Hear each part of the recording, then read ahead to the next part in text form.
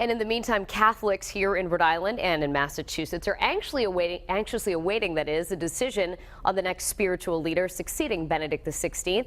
One of the most discussed names for the position, Boston Cardinal and former Fall River priest Sean O'Malley. If elected, he would be the first American pope in the history of the Catholic Church. We continue our in-depth coverage of the papal transition. Eyewitness News reporter Andrew Adamson live in Fall River this morning. Andrew?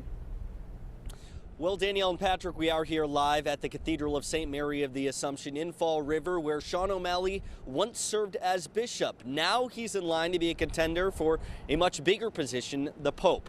O'Malley served here in Fall River from 1992 to 98, helping the local diocese recover from a sexual abuse scandal. He moved on and eventually became the Archbishop of Boston in 2003, where he currently serves.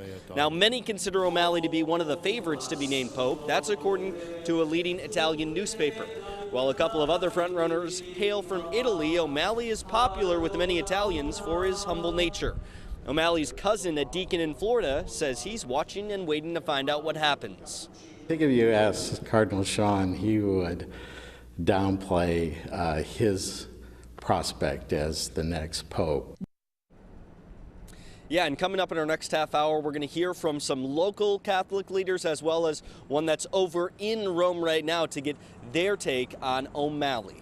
For now, live with Southeastern Massachusetts Mobile Newsroom, Andrew Adamson, Eyewitness News. So here's a look at how the second day of the Conclave is scheduled to proceed today. Remember, these times are all Eastern. The Cardinals have returned to the Sistine Chapel this morning to continue voting and prayer. Smoke is expected to emerge from the chimney really at any time now, but at least we're probably thinking around 7 a.m. Black smoke will indicate no pope is chosen, while white smoke will, of course, announce that the historic decision has been made. They'll break for lunch around 7:30 a.m. our time.